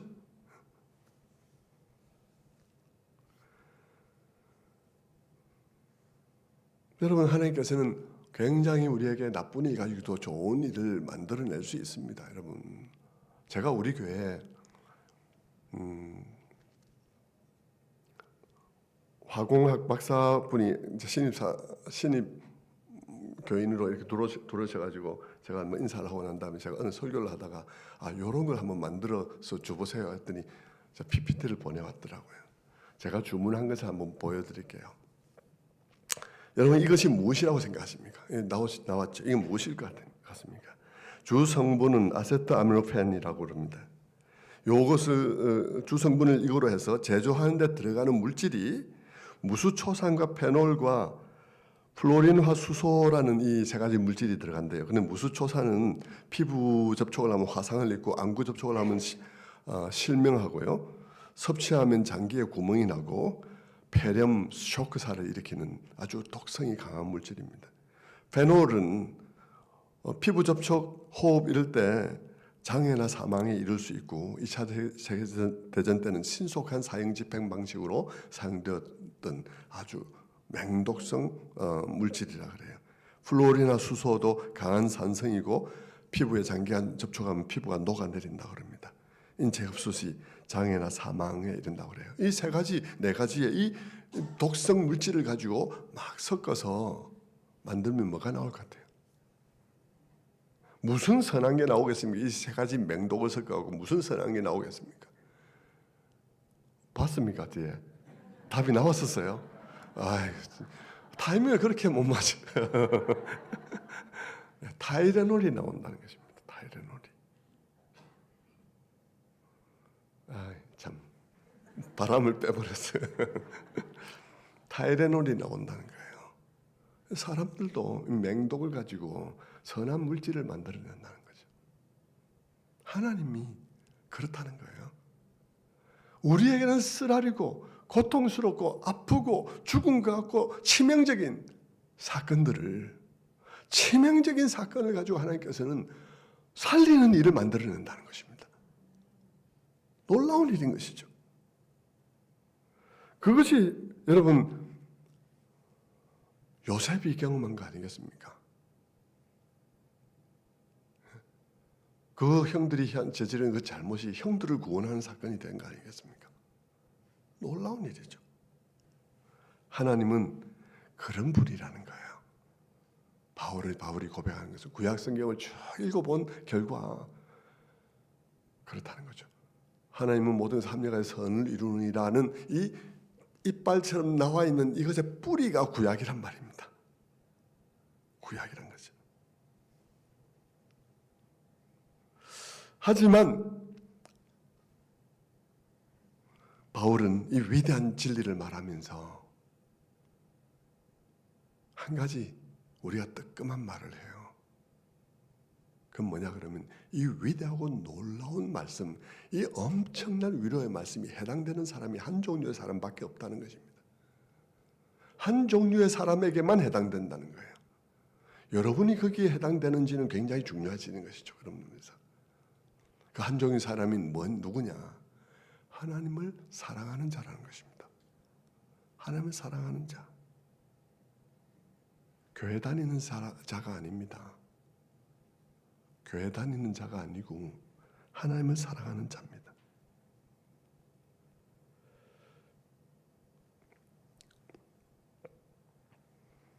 여러분, 하나님을 사랑하는 자와 교회 다니는 자는 다른 얘기입니다. 바울이 말하는 것은 하나님을 사랑하는 자에게 이 위대한 위로, 이 위대한 얘기가 해당 사항이고 다른 사람은 아니라는 것이죠. 하지만 사도 바울은 이 하나님을 사랑하는 자에 대해서 오해가 없게 하기 위해서 다시 설명을 해요. 무슨 오해를 하기 쉬우냐 그러면 하나님을 사랑하는 것에 대해서 우리가 막 용을 써서 막 없는 마음 막 만들어내갖고 하나님을 사랑하려고 애를 쓰고 그런데 마음에는 진짜는 사랑이 없는 여러분 사랑이 마음대로 되나요? 여러분 연애해봤죠? 여러분 스토킹 당해봤습니까? 스토킹? 누가 쫓아와가지고 나를 사랑해달라고 온갖 좋은 일, 막 온갖 선물 공세를 해도 여러분 마음은 안 되는 거잖아요. 마음은 안 되잖아요. 하나님을 사랑하라 뭐 이러면서 사랑하라고 그렇게 해서 여러분이 하나님을 사랑하게 되나 말입니다. 그건 내가 애를 쓴다 해도 마음은 사랑 안 하고 애만 쓸 뿐일 경우들이 너무 많은 거죠. 그래서 사도 바울은 우리에게 그것을 말하고 있는 게 아니라고, 하나님께서 말하고 있는 게 지금 하나님을 사랑하는 자는 그런 뜻에서의 것이 아니라는 말을 하기 위해서 하나님을 사랑하는 자, 그 사람이 이쪽에서 보면 무슨 어떤 사람이냐 하면 곧 그 뜻대로 부른 사람이라는 것입니다. 하나님 뜻대로 부르신 사람. 그럼 이 두 가지는 뭐냐? 하나님을 사랑하는 것은 결과적으로 우리가 하나님을 사랑하는 거고, 그 하나님을 사랑하게 된 원인이 하나님의 부르심이라는 것입니다. 하나님이 나를 불러서 내가 하나님을 사랑하게 된 거예요. 불러서 사랑하게 된 거예요. 마음에 변화해야 하기 때문에 그렇습니다. 여러분, 하나님의 부르심 때문에 하나님을 사랑할 마음도 없던 내가 하나님을 사랑하게 된 거예요. 이거 엄청나게 위대한 것입니다. 엄청난 은혜로 우리가 하나님을 사랑하게 되는 거예요. 교회 다니고만 있는 사람은 하나님께 정말 엎드려서 기도하면서 하나님 나에게도 구원받을 그런 믿음을 주세요. 나에게도 하나님을 사랑하는 마음을 주세요. 기도하고 그래야 됩니다. 하나님께서 주실 거라고 믿어요. 그런데 여러분, 하나님을 사랑하게 된 것은 우리 겉모양인데 그것은 결과고요. 그 바탕은 하나님께서 우리를 불러주셨기 때문에 그러고 불러주셨기 때문에 하나님을 사랑하는 마음이 없던 우리의 마음의 변화가 일어난 것이거든요. 마음의 변화는 아무도 일으킬 수 없습니다. 나도 내 마음 어떻게 못해요. 이 세상에 수많은 알코올 중독자들 뭐 이런 사람들 자기 마음 어떻게 못해서 못 벗어나는 거잖아요. 나도 내 마음 어떻게 안 돼. 사람들은요, 예수 믿는 게 설명 잘하면 지성을 막 감동시켜서, 지성을 감동시키면 지성이 동의를 하면 그 다음에 뭐 의지가 움직여서 믿으실 거라고 생각하는데 천만의 말씀입니다. 우리가 믿는 거예요. 지성, 감성, 의지 다 동원해서 믿는 것이지만 근본적으로 믿는 것은 지성의 설득이 아닙니다. 마음의 변화입니다. 마음의 변화는 지성도 감성도 의지만도 아닌 그 바닥이에요. 뭘 보면 아는지 아십니까? 여러분, 지성이라면요, 우리가 잘 준비해서 설득력 있는 그런 논증, 설득력 있는 그 설명을 준비하면요, 이성을 가진 사람들이 다 따라 들어와야 됩니다. 그런데 어떻게 하냐 그러면요, 잘 설명하면 정말 정직한 이성을 가진 사람들은 반응을 할 거예요. 뭐라고 반응하냐 그러면 맞는 것 같아요.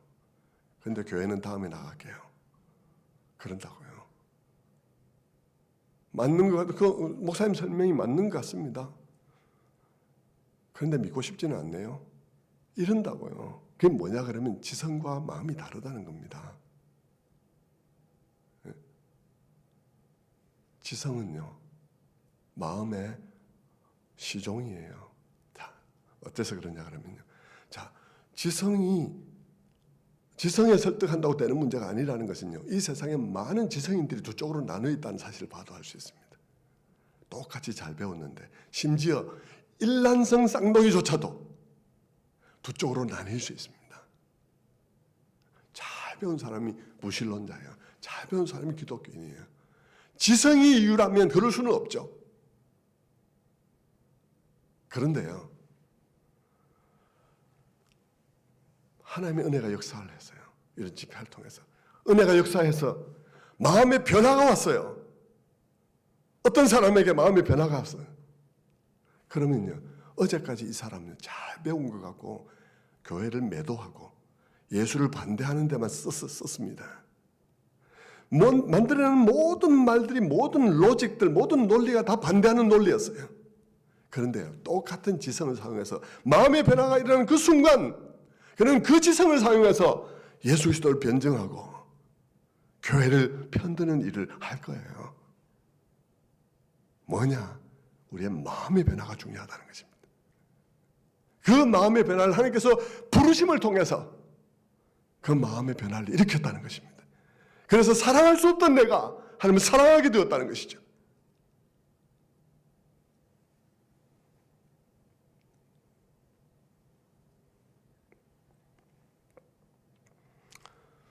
저는 우리 이 성산교회 모든 교우들 가운데 교회 다니는 사람들이 없고 하나님을 사랑하는 자들만 있기를 원합니다. 근데 교회마다 이 사정이 참 다르거든요. 어떤 교회는 맨 교회 다니는 사람만 있고 하나님을 사랑하는 사람 별로 없고요. 어떤 사람은 하나님을 사랑하는 사람들이 많이 있고 교회 다니는 사람이 별로 없을 수 있어요. 교회마다 사정들이 참 다를 거라 생각해요. 저는 여러분의 교회가 모든 사람들이 하나님의 부르심에 의해서 순종하고 하나님을 사랑하는 자들이 이기를 바랍니다.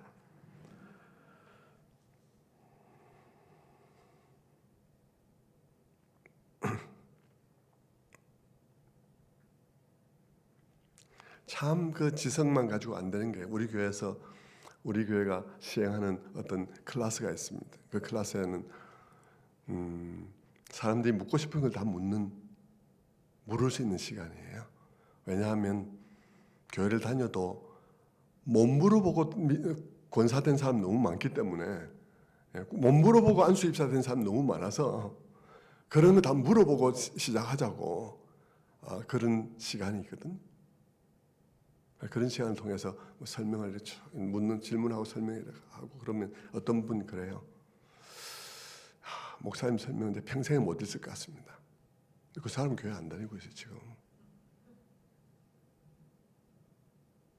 지성이 전부가 아니라는 것입니다. 저는 절대로 우리 교회 교인들에게 나는 설득이 있게 준비할 것입니다. 그러나 나의 설득이 여러분을 믿게 하지 못합니다. 하나님이 여러분을 믿게 할 것입니다. 다만 나의 이 모든 준비한 설득과 설명이 하나님이 사용하실 때만 능력이 있고 그 설득이 능력 있게 임하야만 변화되어지는 것이지 설득만으로 되어지는 건 아니라는 것을 굳게 믿고 있습니다. 부르심이라는 거예요. 부르심이 있어야 마음의 변화가 일어나고 그 변화가 일어나야 사랑할 수가 있어요.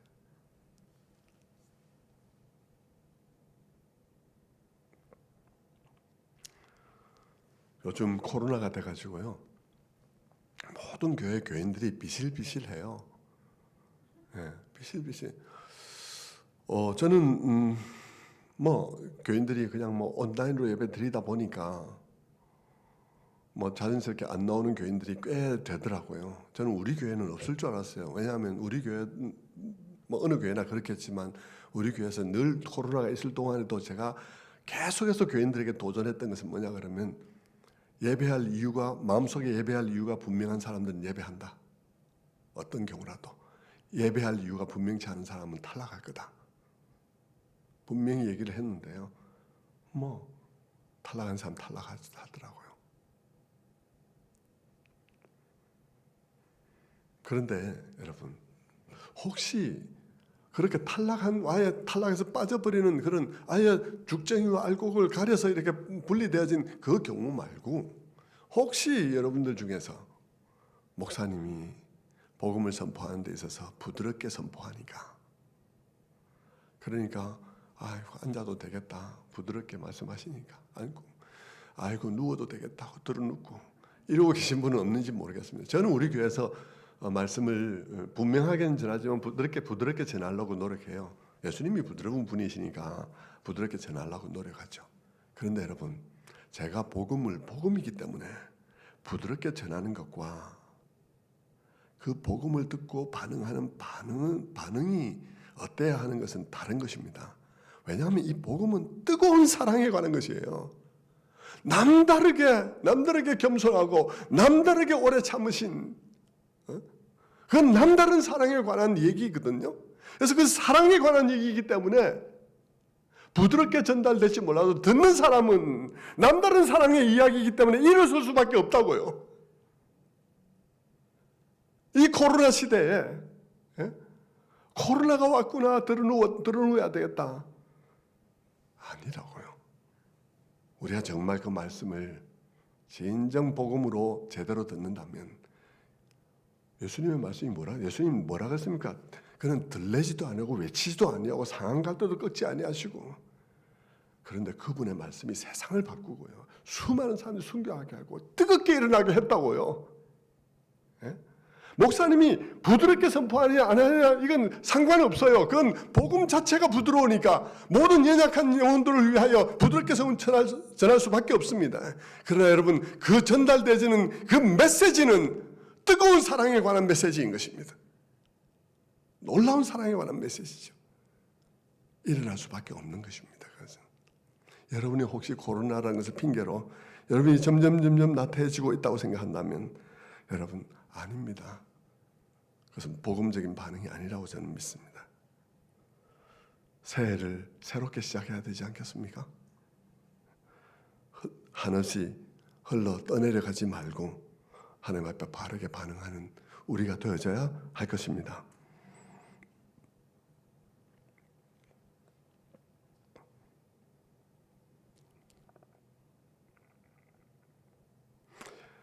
그리고 이 사랑하게 되는 게 사랑하는 자에게 이런 놀라운 그 약속이 또 이 놀라운 진리가 해당된다라고 말하니까, 혹 어떤 사람은 지금은 사랑하죠. 뭐 하나님의 은혜로 사랑하고 있는데 진리를 잘 못 깨달아서 좀 불안해할 수도 있어요. 내가 지금은 사랑하지만 나중에 사랑하지 않으면 어떡하지? 뭐 이런 생각을 하는 사람들이 혹 있을지 몰라요. 그래서 사도 바울이 하는 말이 사랑하게 된 원인이 네가 아니라 하나님이라고 말하고 있는 것입니다. 그러면서 구약 성경의 이야기를 쭉 이야기가 바탕이 되어 있잖아요. 구약을 보면 뭡니까? 하나님께서 부르신 자들을 향한 그분의 부르심에 후회가 없더라.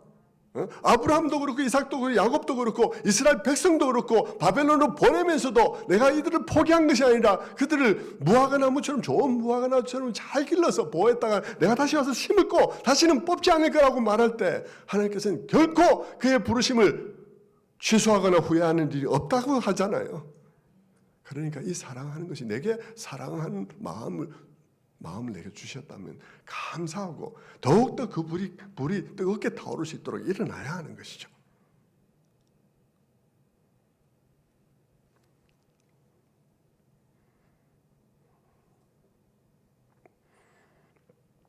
그래서 로마서 11장에도 보면 사도 바울은 하나님의 부르심에는 후회함이 없느니라, 이스라엘 얘기를 하다가 9장, 10장, 11장 이렇게 이스라엘 얘기를 하다가 끝부분에 가서 그렇게 얘기하죠. 하나님의 부르심에는 후회함이 없다라고 얘기를 하는데, 그때 하나님의 부르심에는 후회함이 없다는 얘기도 구약으로부터 나오는 거란 말입니다. 구약을 깊이 묵상하니까 나오는 거라는 것이죠.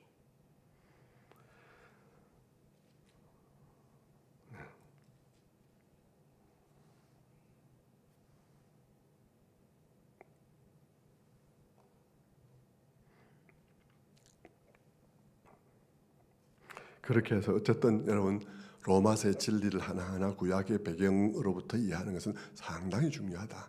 뿌리가 깊은 이빨과 같다 하는 사실을 이해해야 되고요. 자, 마지막으로 가서 이제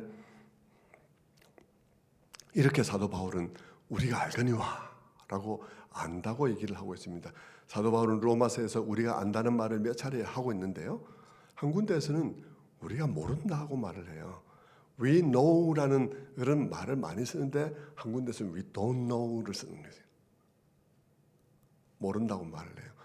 그것이 로마서 8장 26절 바로 두 절 앞에 있어요. 두 절 앞에 보면 8장 26절에 이런 말씀이 있습니다. 이와 같이 성령도 우리의 연약함을 도우시라니 우리는 마땅히 기도할 바를 알지 못하나 오직 성령이 말할 수 없는 탄식으로 우리를 위하여 친히 간구하시느니라. 여기에 보면 성도들이 무엇을 구할지도 모르는 막 당황스러운 상황 속에 처해 있는 것을 우리에게 보여주고 있습니다. 무슨 일이 일어나고 있는지를 몰라가지고 뭐라고 기도해야 될지를 모르는 상황이 있다는 사실을 사도 바울은 말해주고 있어요. 그때 우리를 위해서 기도하는 분이 계시다는 얘기를 해주고 있는 것이죠. 자, 그리고는 2절 뒤에는 또 2절 뒤에 딱 가서는 28절에는 우리가 알거니와 그러면서 담대하게 모든 협력의 선을 이루느니라 이러면서 담대하게 얘기를 해요. 얼른 보면 약간 좀 머리가 약간 헷갈리는 것이 느껴지지만 그러나 여러분 이 26절과 28절이 우리 그리스도인들이 지금 살아가고 있는 이 시간이 어떤 시간들인지를 설명해 주고 있습니다. 어떤 삶일까요? 그리스도인들은 아는 것과 모르는 것 사이에서 살아가는 거예요. 아는 것 한편으로는 알아요. 다른 한편으로는 몰라. 뭘 알고 뭘 모르는 걸까요? 자, 아는 건 뭐냐면요. 궁극적으로 어떤 일이 일어날지를 알고 있습니다.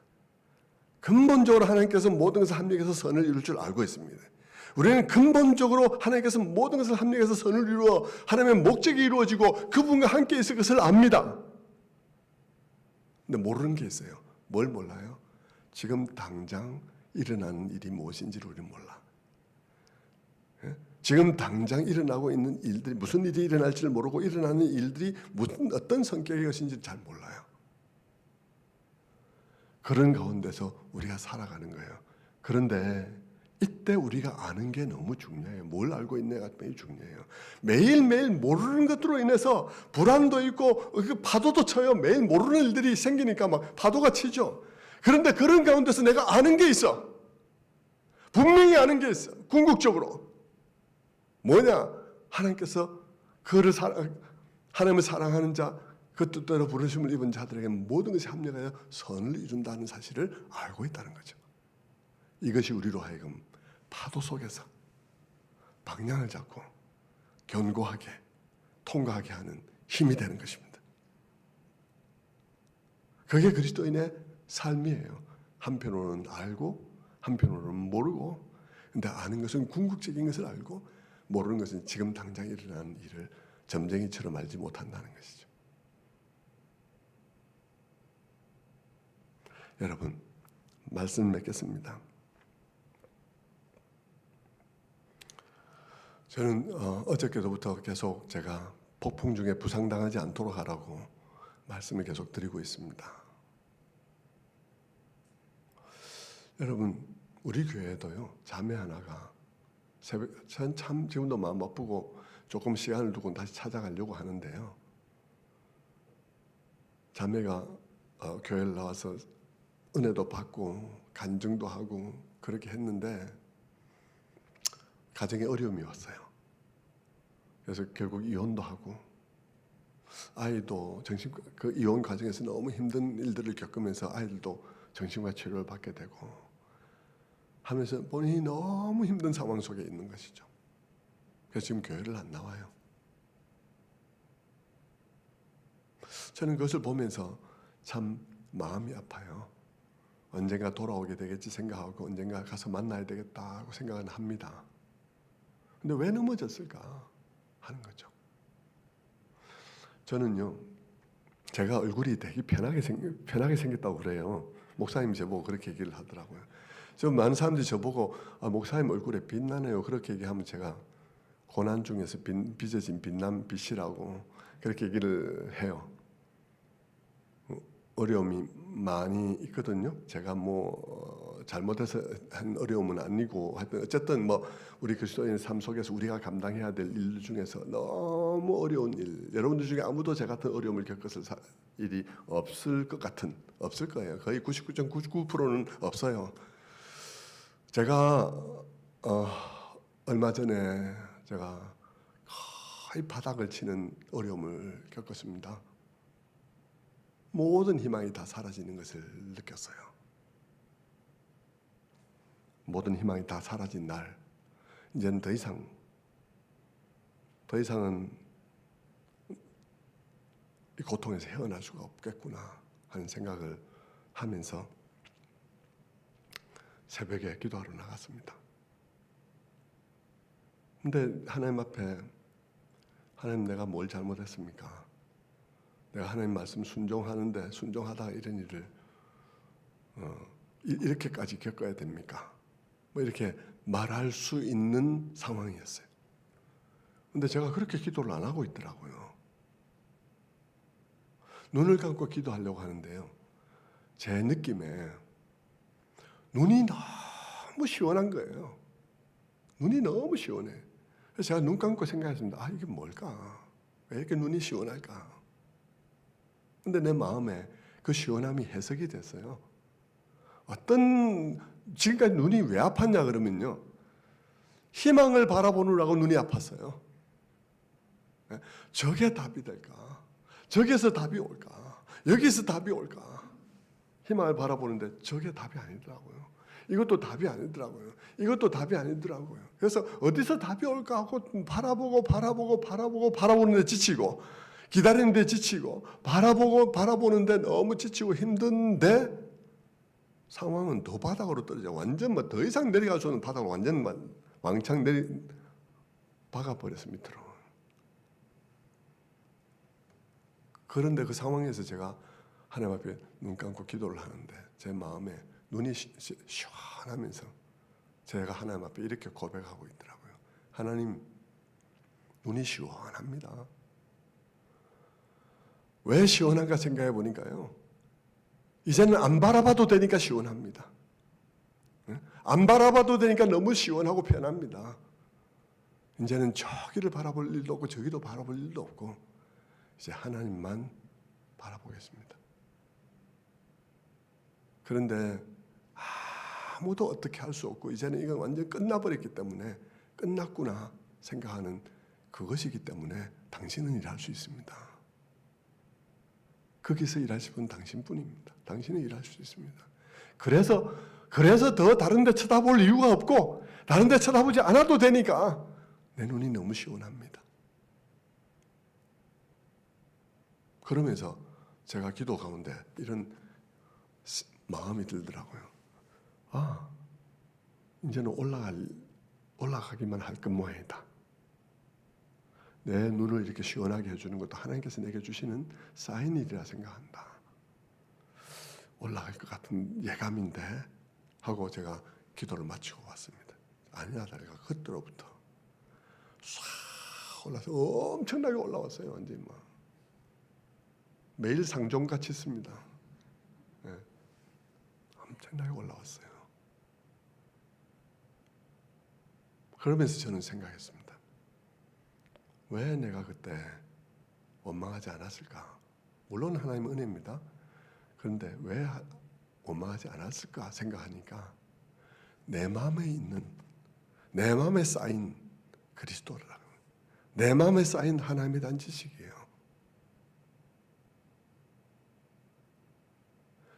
그것이 작동을 하는 것이죠. 나는 할 수 없어요. 나는 그런 믿으면 안 돼요. 나는 내 믿음으로 지키는 것이 아니라 내 안에 있는 말씀이, 내 안에 있는 그분에 대한 경험들이 그 때를 이기는 것이죠.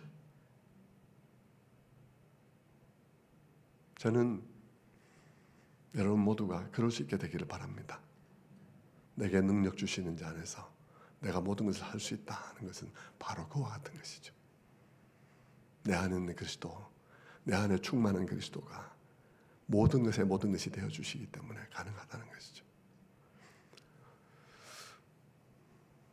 저는 제만이 아니라요, 다른 분도 그렇다 생각해요. 우리 교회 지금도 우리 교회도 새벽에 집회 중인데 첫날에 오신 분이요, 김순원 목사님이라고 제가 어디서 만나서 그분 얘기를 듣다가 오시라 그랬는데 그분이 정말 딸을 믿음 가운데 잘 길러서 아이가 정말 잘 자랐는데 미국에 유학 가서 첫날인가 첫 주간인가 교통사고로 죽은 거예요. 자기는 뉴스 보면서 시애틀에서 관광버스하고 또 다른 버스하고 충돌해서 한 명 중태, 한국인 한 명 중태 빠졌다는 뉴스만 보고 그게 자기 딸인 줄 몰랐던 거죠. 그 딸이 죽었어요. 그런데 그분이 그렇더라고요. 그분도 원망하지 아니하고, 아프죠. 안 아프다는 게 아니라 뭐 잘 됐습니다, 뭐 이렇게 기쁩니다 이런 소리 안 하고요. 그런 거 아니고 정말 눈물 흘리지만 그러나 하나님 원망하지 않고 감사의 제목을 써가며 그것을 극복하더라고요. 저는 왜 그렇게 될까? 그 안에 쌓인 그리스도인 것입니다. 내가 내 의지로 내가 내게 요만 있는 믿음으로가 아니고요. 내 안에 쌓인 그리스도가 이기게 하는 것입니다. 여러분 모두가 그와 같이 주님으로 충만한 한 해가 되어서 어느 해보다도 어려운 때라고 예상하고 있는 이때에 어느 해보다도 강력한 여러분 모두가 되기를 주님의 이름으로 축원합니다. 기도하겠습니다. 하나님 아버지 감사합니다. 오늘도 이렇게 성산교회에서 하나님께서 로마서 8장 28절을 통해서 주신 위로, 그 놀라운 위로, 그 위로의 뿌리를 우리가 오늘 한번 캐어보면서 나누어 보았습니다. 성산교회 모든 성도들에게 이 진리의 말씀이 다 해당되는 수혜자들이 되어지게 하여 주시고 그들의 믿는 모든 믿음의 뿌리가 그와 같이 깊어지게 하여 주셔서 어떤 것도 흔들 수 없는 그런 강력한 믿음의 소유자들이 다 되게 하여 주옵소서. 그 속에 쌓이고 쌓인 말씀, 그 속에 쌓이고 쌓인 기도, 그 속에 쌓이고 쌓인 그리스도가 이 모든 상황 속에서 능히 이기게 하는 놀라운 능력이 되도록 역사하여 주옵소서. 감사드리옵고 예수 그리스도 이름 받들어 기도드리옵나이다. 아멘.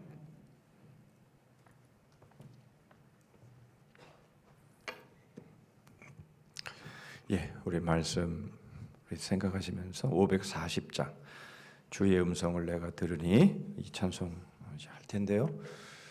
제 목소리가 계속 삑사리가 나기 때문에 위에서 찬송을 같이 좀 마이크 대고 어제처럼 좀 불러주시면 좋겠습니다. 540장 찬송합니다.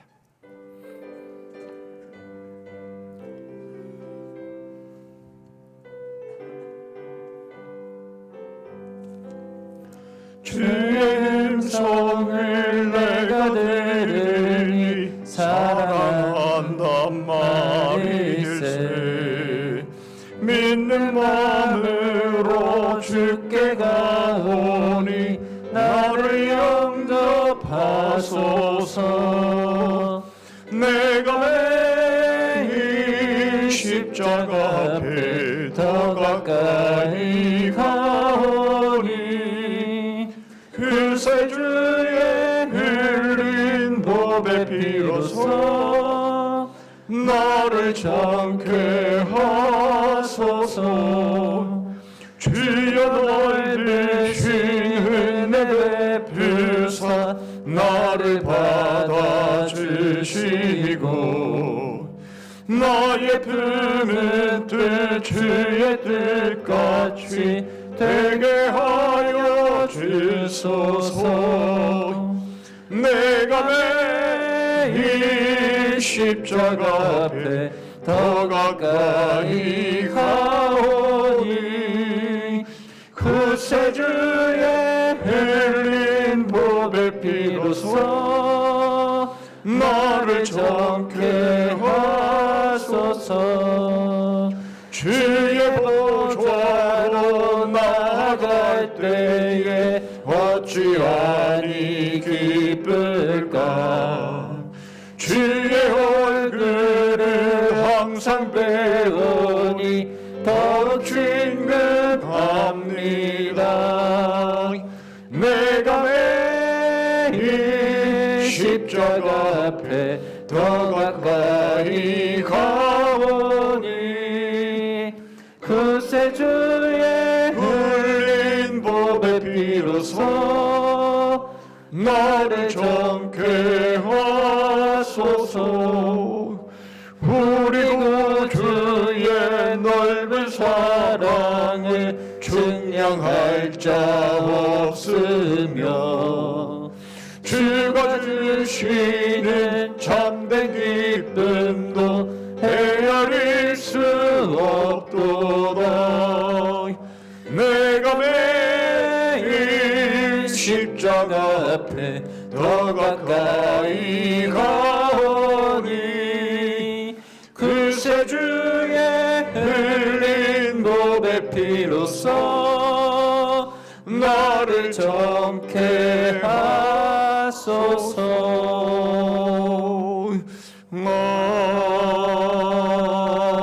아멘.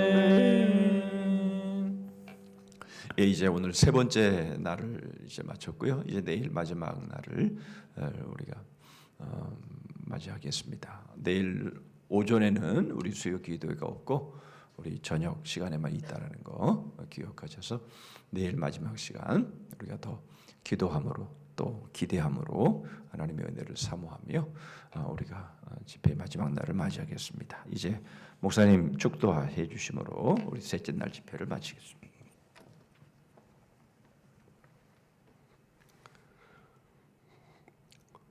우리의 생명이요 구주 되신 우리 주 예수 그리스도의 은혜와 하나님 아버지의 지금 무한하신 사랑과 성령의 감화 감동 교통하심이 오늘 로마서 8장 28절을 들으며 그 놀라운 고백의 뿌리가 어디에 있는지를 깨닫고 그 놀라운 약속, 그 놀라운 선언이 우리들의 것임을 알며 그 놀라운 반석 위에서 오늘의 이 파도들을 넉넉히 넘어가기를 마음에 간절히 소원하는 이 자리에 모인 모든 성도들 머리 위에 지금부터 영원토록 함께 하실지어다.